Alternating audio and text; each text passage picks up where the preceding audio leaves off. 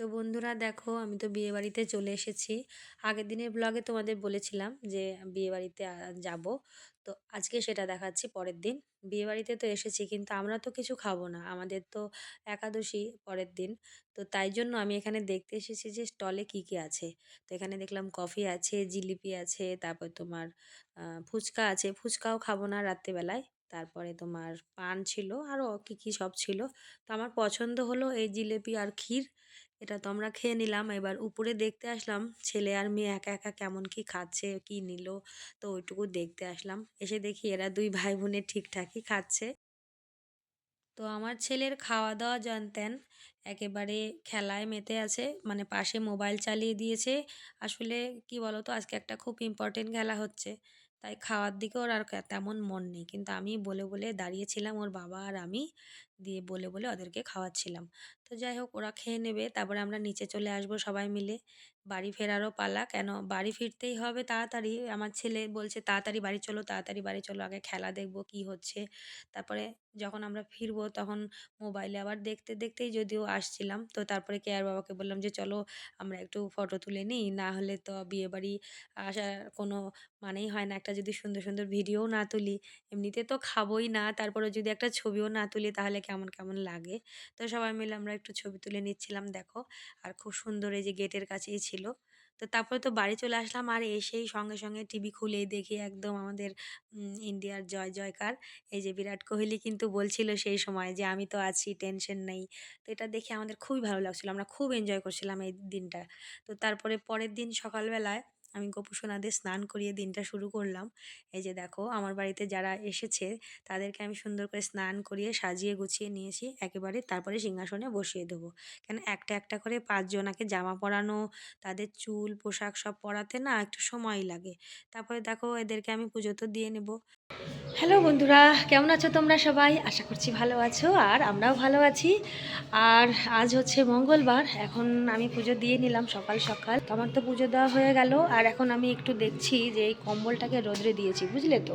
এই যে কম্বলটা রোদ পাচ্ছে কিনা ওটা একটু দেখতে বেরোলাম, যে রোদ যদি ঠিকমতো না দেন, আসলে কি বলো তো, এখনও না আমাদের এখানে, মানে উত্তর দিনাজপুর জেলার কথা বলছি, এখানে ঠিক এখন কেমন ওয়েদার বলো তো? ওই রাত্রি করে বেশ ঠান্ডা মতো লাগে, আর ভোরবেলার দিকে, আর সারাদিনটা কিন্তু বেশ গরম। এই যে দেখো বাইরে প্রচুর রোদ, আর যেহেতু আমি শেডের নিচে আছি তাই তোমরা হয়তো বুঝতে পারছো না, প্রচুর বাইরে কিন্তু প্রচুর রোদ আছে। তো এখন আমি পুজো দিয়ে নিয়েছি, নিচে চলে যাব। আর মেয়েকে বলেছি যে একটু ডাল আর ভাত আলু সেদ্ধ দিয়ে বসিয়ে দে, ভাই হচ্ছে স্কুলে যাবে, তাহলে তো আমরাও সবাই খেয়ে নেব। অ্যাকচুয়ালি কী বলো তো, একাদশীর পরের দিন মানে দ্বাদশীতে একটু সকালে দেখবে ভাত না খেলে ভালো লাগে না, যেহেতু কালকে সারাদিনে তেমন কিছু খাওয়া হয়নি। তো আমি প্রত্যেক দিনই ওই রকম, মানে প্রত্যেক দ্বাদশীতে আমি হচ্ছে ভাতটাই করে নিই। তো আজকে ছেলে স্কুলে যাবে, মেয়ের আজকে কলেজ নেই। তো শুধু ডাল আলু সেদ্ধ ভাতই হবে, সকালবেলা খেয়েও নেব সবাই। তারপরে কি বলো তো, দুপুরবেলা না পনির আনতে বললাম ওর বাবাকে। তো পনির আনলে কি হবে, মেয়ে পনির ভালো খায় এখন, আগে তো একদমই খেত না, যার ফলে পনির আমাদের আর করাই হতো না। তো এখন কি হয়েছে, ছেলে মেয়ে সবাই দেখি পনির খায়, আমার আর খুব একটা খাওয়া হয় না পনির, কোনো অত পছন্দও না। তো ওর বাবাকে বললাম যে একটু পনির এনে দাও, তাহলে আলু দিয়ে একটু করে নিলে রাতেরও হয়ে যাবে, রুটির সবজি, তাহলে এক্সট্রা করে করতে হবে না।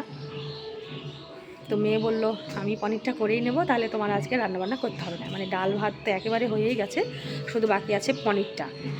আর তো পনিরটা আর কি জানো, আজকে আমার আবার সকালবেলায় নেমন্তন্ন আসলো, মানে প্রসাদ খাওয়ার নেমন্তন্ন বলতে পারো, দ্বাদশীর ভোগ।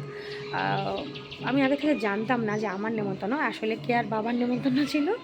আর কেয়ার বাবা একটু ব্যস্ত, তাই সকালে খেয়ে বেরিয়ে যাবে, আর দুপুরে এখন খেতে পারবে না, আসতেও পারবে না। তাই বলে গেল যে তাহলে ওর বাবার পরিবর্তে আমাকে যেতে। তো প্রসাদ যেহেতু, না তো করবো না, যাব পরের দিকে, আর সেখানে তো তোমাদের সঙ্গে দেখা হবেই, মানে দেখাবই কোথায় যাচ্ছি। আর রান্নাবান্না ঝামেলা নেই বলে আমি এই সময়টা একটু মানে পেপার পড়বো ভেবেছিলাম। তো তারপর দেখি না, আগে নিচে যাই দেখি কি হচ্ছে। তো চলো নিচে যাচ্ছি, দিয়ে বিছানাটা একটু ঝাড়বো, আমার ঘরের বিছানা টিছানা এখনও গোছানো হয়নি। তো নিচে আসলাম, এসে একটু আমরা চা খেয়ে নিলাম প্রথমে, কেয়াই বানিয়ে দিল। তারপরে দেখো কেয়ার বাবা আবার তাড়াহুড়ো আছে ওমের, ওই জন্য ওকে ভাত মাখিয়ে দিচ্ছে ওমকে, নাহলে স্কুলে দেরি হয়ে যাবে, আবার ড্রেস পরা হয়নি। আমি যেহেতু উপরে ছিলাম তো এইদিকে দেখছি ছেলে সময়টা নষ্ট করে ফেলেছে, তাই জন্য ওর বাবা ওকে বকা দিয়ে দিয়ে তাড়াতাড়ি তাড়াতাড়ি করে খেতে বসাচ্ছে। তো ও খেয়ে নিক ভাত, আর এইদিকে আমাদেরও ভাত বাড়া হচ্ছে, আমরাও খেয়ে নেবো। কেন সকাল সকাল একটু খেয়ে নেবো, একাদশী তো, একাদশীর পরের দিনে না খেলে ভালো লাগে না বললাম। তো ও গরম খেতে পারছে না, দেখো খুব গরম ভাত। তো ওই জন্য ওর বাবা একটু ভাতটা মেখে দিল। তো এখন ও খাক একা একাই, আর আমরাও খেয়ে নেবো। দিয়ে দেখো আমাদের দেখালাম চাও খেয়েছি সকালবেলা। ভাত তো খেতেই পারছে না, এত গরম ভাত। তো খাক আস্তে আস্তে। এদিকে কেয়াকে বললাম যে তুই তোর বাবাকেও খেতে দিয়ে দে, কেন ওর বেরোনোর তাড়া আছে। একবারে খেয়ে নিলে সবাই মিলে ঝামেলাটা মিটে যাবে, তারপরে আবার দুপুরের জন্য তো তেমন কিছু আজকে যদিও নেই, তাও একটু হালকা ফুলকো কাজকর্ম থাকে, যেমন ওই জলের বোতল ভরতে হবে, বাসন গোছাতে হবে, বাড়ি ঘরদোর গোছানো, অনেক কাজ থাকে, তো সেই সব একটু হালকা করে নেব। যেহেতু দুপুরে আমার রান্নার একেবারেই আজকে চাপ নেই, দিদির বাড়ি যাব আবার। তো মেয়ে যখন আমাকে এইটুকু সুযোগ দিল, তো আমি এই দিনটাকে অন্যরকমভাবে আবার মানে কাটাবো। যেমন ধরো গোছগাছালোর কাজগুলো আবার আজকে আমি করব, অন্যদিন ওটা কেয়াই করে থাকে। তো খাওয়া দাওয়ার পরে কেয়ার বাবাকে বললাম যে একটু করে দই খেয়ে নাও, ঘর পাতার দই আমি আগের দিনেই বসিয়েছিলাম, আর দেখো কি সুন্দর দই হয়েছে, একদম দোকানের মতো। তার মধ্যে এবছর আবার আমি হাঁড়িতেই বসিয়েছি। সেটা দেখতেও যেমন ভালো লাগছে আর খেতেও কিন্তু খুবই ভালো হয়। তোমরা যারা মাটির হাঁড়িতে দই পাতো তারা তো জানোই। আর এই যে হাতা দিয়ে উঠাচ্ছি, দেখে কি কেউ বলবে এটা কেনা দই না বাড়ির বসানো? তো এটা খেতে খুবই ভালো হয়েছিল। কেয়ার বাবাকে একটু বেশি করেই দিলাম, ও টক দইটাই বেশি খায়। মিষ্টি দই তো একেবারেই খায় না। আর আমরাও এখন পারলে ওই টক দইটাই খাই। আর গরমকাল পড়ে গেলে তো সবাই এটাই খায়, আমাদের বাড়িতেও তাই হয়। তো দেখো খুবই সুন্দর দইটা হয়েছিল। আর অনেক অনেক দিন কি হয়, আমরা সকালবেলা ওই দই মুড়ি কিংবা দই চিড়া গরমকালে এগুলো দিয়েই চালিয়ে দিই। তো আজকে দুপুরের ভাত খাওয়ার তাড়া নেই, তো মানে যখন হবে হবে, আর এই একেবারে সকালের খাওয়ার পরে একটু করে দই খেয়ে নিচ্ছি। দেখো কত সুন্দর দই হয়েছে। তো খাওয়া দাওয়ার পর অন্যান্য কাজগুলো এখন সারবো। কি করছো তুমি এখন? হুম হুম। এখন এখন করছি ওই আমি একটু লিস্ট পূজার জন্য, মানে কালকে শিবরাত্রি, তো আমরা তো সবাই বাড়িতেই জল ঢালবো, আর পারলে একটু মন্দিরেও যেতে পারি দেখি। তো যে যে জিনিসগুলো আমার পূজার জন্য লাগবে এখানে তো পাবো না, বুঝলি? তো সব কিছু তো আর এখানে ঠিকঠাক নেই, ওই জন্য আগে থেকে লিস্ট করে তোর বাবার হাতে ধরিয়ে দেবো। তাহলে কালকে আমাকে পূজার সময় কোনো অসুবিধায় পড়তে হবে না, মানে যা যা লাগবে সব এনে দেবে। তো এই ছোট ছোট জিনিস, যদিও আমার কোনো বড় এমন কিছু জোগাড় হবে না শিবরাত্রিতে, তবুও ওই যা যা লাগবে সেসব তো এনে রাখতে হবে, তাই না? তো ঠিক আছে, লিস্টটাই করি নাকি? তো দেখো এখানে কেয়ার বাবা পনির এনে দিয়ে গেল 10 মিনিট আগেই, কিন্তু পনিরটাকে একটু ঢেলে রাখি, নাহলে গরম একটু একটু তো আছেই, যদি আবার গন্ধ হয়ে যায়, ওই জন্য পনিরটা ঢেলে রাখলাম। দিয়ে ঢেকে রাখি, যখন রান্না হয় দেখা যাবে। তো কেয়া বলল যে এখানে আমাকে একটু বলে দাও কি কি মশলা হবে। তো সেটাই আমি ওকে একটু দাঁড়িয়ে বলে দিচ্ছিলাম, অল্পই একটু সবজি যেহেতু হচ্ছে, তো ও ভালোই দেখি করলো আবার। পনির দিয়ে, আলু আর পটল দিয়ে একটা সবজি, আর এই সজনে ডাঁটার একটা চচ্চড়ি, আর ডাল আর ভাত তো আগেই আছে করা। তো এখন বেলা বাজে 2টো, এই যে দেখো। আর 2টোর সময় এখন আমি রেডি হয়ে নিলাম, মানে শাড়ি পরলাম, রেডি বলতে শাড়ি পরলাম শুধু, কাছেই যাব আমার জায়ের বাড়ি, তো ওখানে প্রসাদ খাওয়ার নেমন্তন্ন। আর চলো তাহলে ওখানে গিয়ে দেখা হচ্ছে তোমাদের সঙ্গে। এই যে চলে আসলাম দিদির বাড়ি প্রসাদ খাওয়ার। প্রসাদে আছে ফ্রায়েড রাইস, শাক, এটা কি করলা আলু একটু ভাজা। এখনও অতটাও খিদে পাইনি, সকালে একবার ভাত খেয়েছিলাম যদিও। দেন হয়েছে হয়েছে, আর না না না, শাক কমই খাইনি, অল্পই থাক। তো ফ্রায়েড রাইস দিয়ে তো খেলাম, পনির আলুর তরকারি মটরশুঁটি দিয়ে, ওটা আর নেওয়া হয়নি। তো তারপরে লাস্টে মিষ্টি দই এসব ছিল, পায়েস। তা আমি দইও নিইনি মিষ্টিও নিইনি, শুধু পায়েসটাই নিলাম। এই মুহূর্তে আমি এখন দিদির বাড়িতেই আছি, প্রসাদ খাওয়া হলো, তো এখন ছাদে আছি। দেখো খুব সুন্দর লাগছে এখান থেকে দেখতে। চলো দেখাচ্ছি এই ছাদ থেকে এই চারপাশটা কত সুন্দর লাগছে। আসলে আমাদের ছাদ থেকে তো এত কিছু দেখাই যায় না, এখান থেকে দেখলে পরে মোটামুটি আমাদের এই গ্রামের বেশিরভাগ জায়গাটাই তোমার দেখা হয়ে যাবে। চলো দেখা, ওই যে মন্দিরটা দেখতে পাচ্ছ, এটা হলো মা ঝুমরি মায়ের, কালী মায়ের মন্দির। আর এই পাশে আছে মা দুর্গা মায়ের মন্দির। আর এই যে পুরো ঘরগুলো দেখা যাচ্ছে না, এগুলো কিন্তু প্রত্যেকটাই এই হাটের ঘর, হাটখোলার ঘর আর কি। প্রতিরাজের হাটের দিনে এই ঘরগুলোর মধ্যে দোকান বসে। আর এখান থেকে না সমস্ত হাটের দৃশ্যগুলো দেখা যাচ্ছে। এই যে দেখো, এই দিকে যত দূর দেখা যাচ্ছে ছাদ থেকে কিন্তু সম্পূর্ণটাই দেখা যাচ্ছে। তো এই যে দেখো,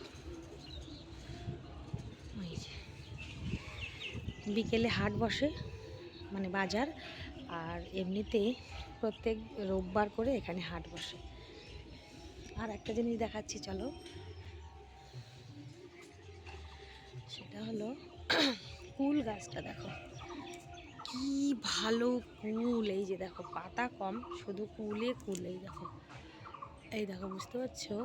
একদম ভালো করে দেখো, একদম কুল গাছে না একদম কুলে ভরে আছে। আবার এই যে পেয়ারা গাছেও তাই, প্রচুর পেয়ারা, হয়তো বোঝা যাচ্ছে না খুব একটা ভালো করে। তারপরে দেখো দিদি আবার এখানে দেখছি দিয়েছে আলুর পাঁপড়। এই যে আমার এই বছর এখনও দেওয়া হয়নি, দেবো। এই ২-১ থেকেই শুরু করব দেওয়া, আমাকেও দিতে হবে। দেখো ছাদে আমি যখন নামতে চাচ্ছি তখন দেখছি একটা বিয়েবাড়ি আসছে, তো তোমাদের সঙ্গে সেটাও একটু শেয়ার করলাম। বিয়েবাড়ি বলতে পাশেই, মানে কয়েকটা বাড়ির আগে একটা বিয়েবাড়ি ছিল, সেখানে একটা মেয়ের বিয়ে। তো মেয়ের বিয়ের জন্য জল ভরতে যাচ্ছে সবাই মিলে। সেটাই দেখাবো বলে আমি ক্যামেরাটা অন করলাম আবার। তো দেখছি এখানে সবাই এক ঝাঁক হলুদ পোশাক পরে আসছে, মানে শাড়ি। তো এত ভালো লাগছে, আর মনে পড়ে যাচ্ছে আমাদের সেই ছোটোবেলার কথা, যখন এরকম বিয়েবাড়ি যেত রাস্তা দিয়ে জল ভরতে বা হলুদ কোটা। তো যাই হোক না কেন, আমরা কিন্তু সবাই দৌড়ে বেরিয়ে পড়তাম। আর এবারেও দেখো তাই হচ্ছে, আশেপাশে যত বাচ্চা কাচ্চা দেখছি দেখো, মানে দৌড়ে বেরোচ্ছে ওই বিয়েবাড়ি দেখবে বলে। আর বাজনা তো ছিলই। তারপরে দেখো এরা জল ভরতে চলে যাক আর আমিও নিচে চলে যাই, কেন বাড়িতে ছেলেমেয়েরা খেললো কিনা সেটাও তো দেখা হয়নি। তো এবার বাড়িতে ফিরবো, আর বেশি কথা বাড়াবো না। তো দেখা হচ্ছে অন্য কোনো ভিডিওতে, ততক্ষণ তোমরা আমার সঙ্গে থাকো। আর আমার চ্যানেলটাকে অবশ্যই সাবস্ক্রাইব করতে ভুলো না। ততক্ষণ ভালো থেকো, সুস্থ থেকো।